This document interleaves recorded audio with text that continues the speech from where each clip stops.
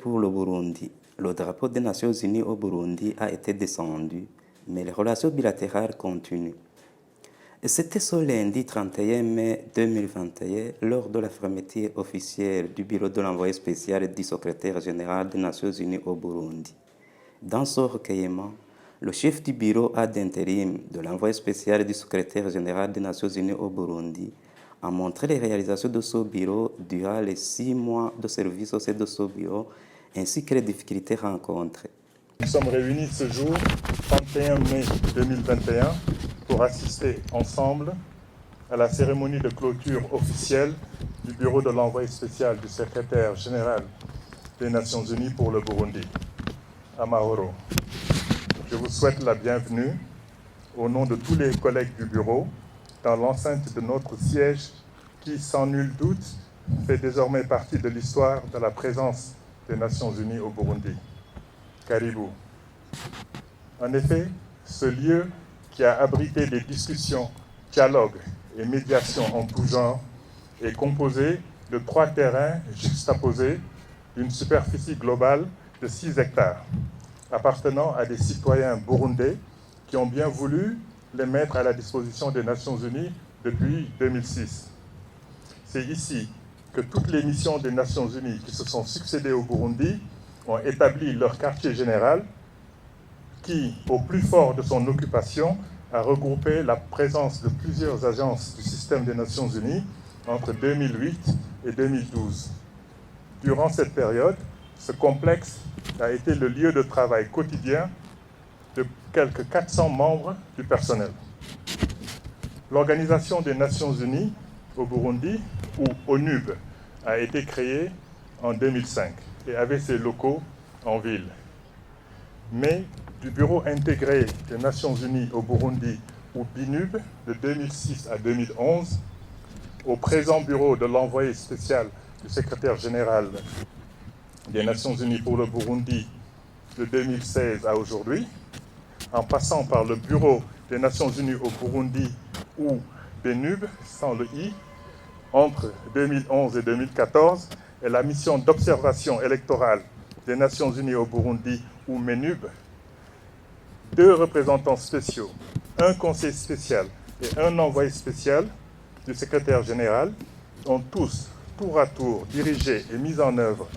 les divers mandats qui leur auraient été confiés par le Conseil de sécurité dans cette même enceinte.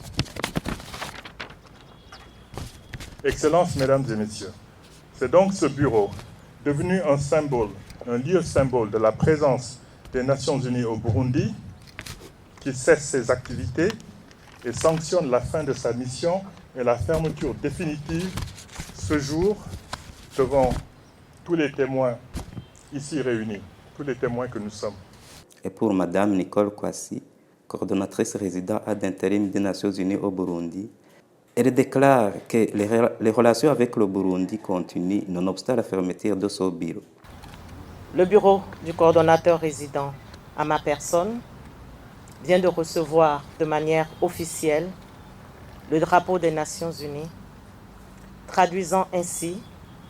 le retour du Burundi à des activités opérationnelles régulières du système des Nations Unies dans un pays. Nous pensons qu'il s'agit d'une étape très importante qui va au-delà d'une fermeture physique de bureau. Nous devons nous en féliciter tous. Avec ce transfert, la mise en place des fonctions régaliennes d'un bureau de coordination vont entrer en jeu. Dans ce sens, les capacités du bureau du coordonnateur résident devront être renforcées par plusieurs capacités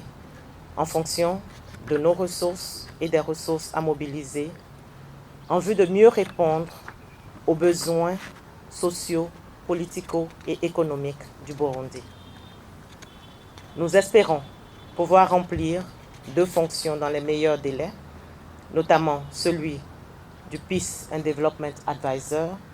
et celui en appui à la coordination, à la Commission nationale indépendante des droits de la personne humaine.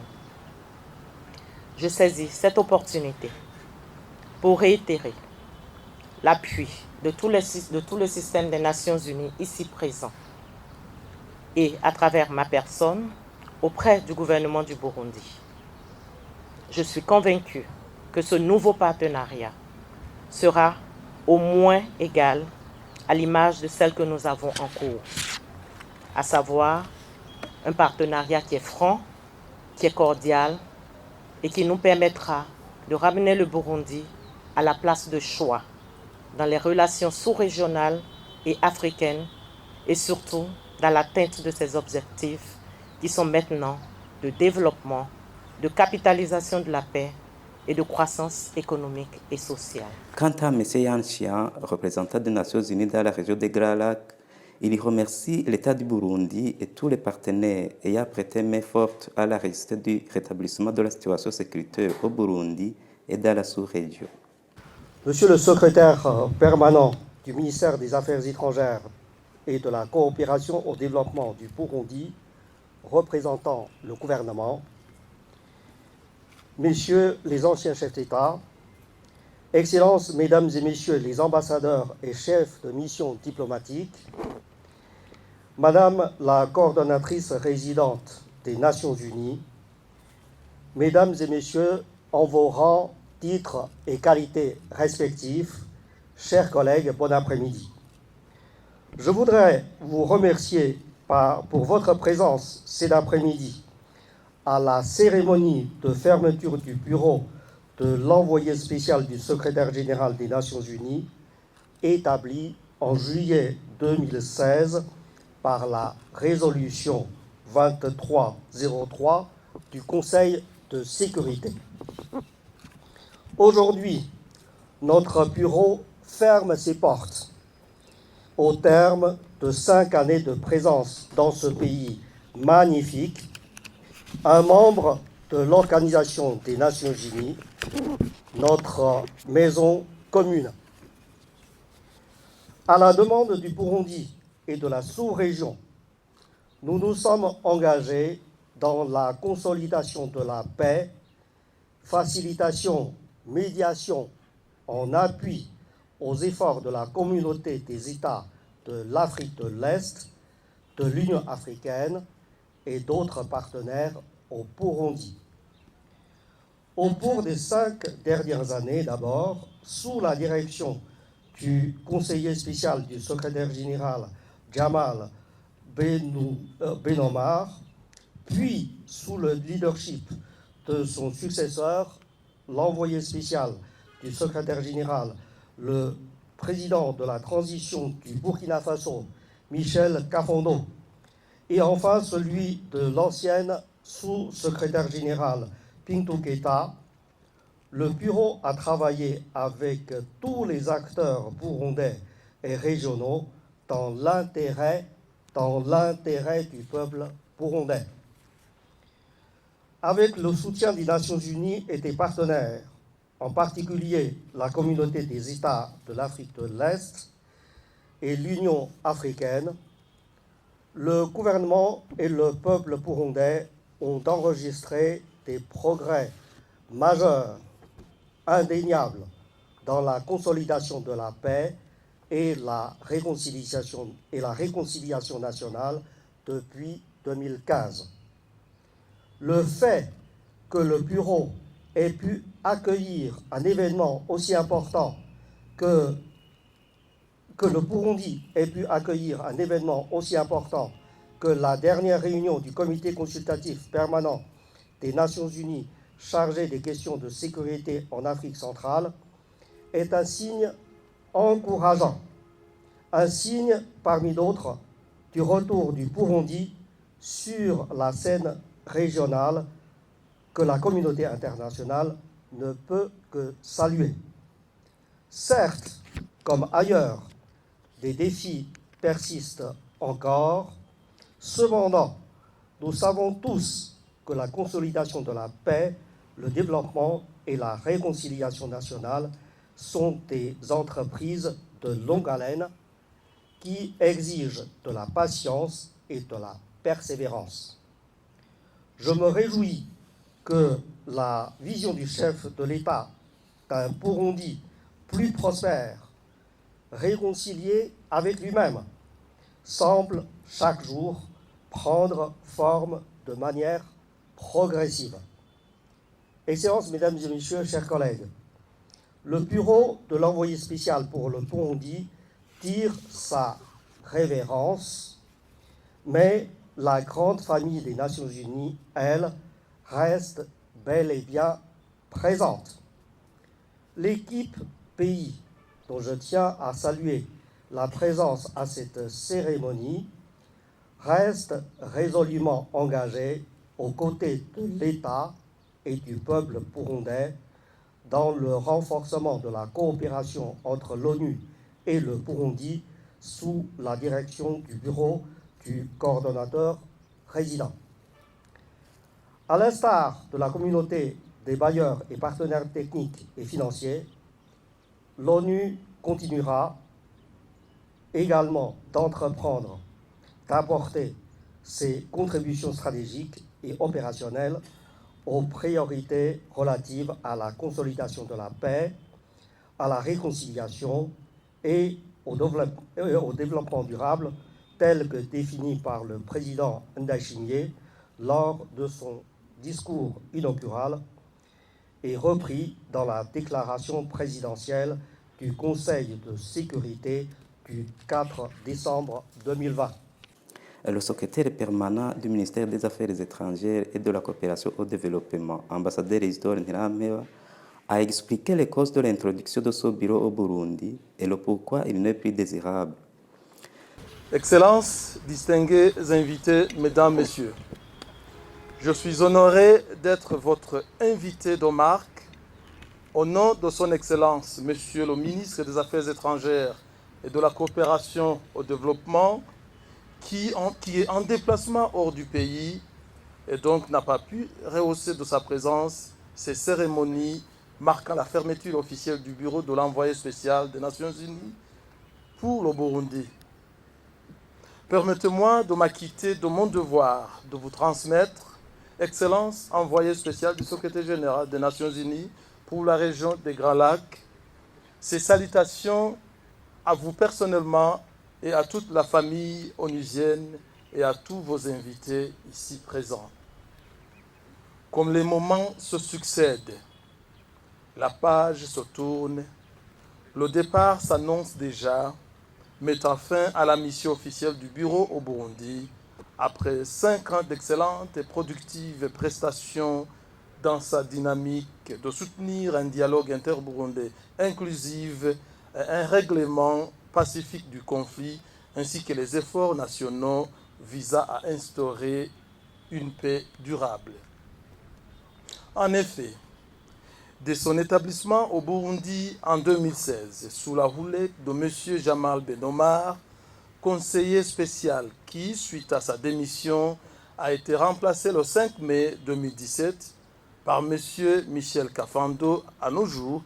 le bureau a collaboré étroitement avec le gouvernement du Burundi et les autres parties prenantes concernées, ainsi qu'avec les autres partenaires sous-régionaux, régionaux et internationaux, pour soutenir un dialogue interburundais inclusif,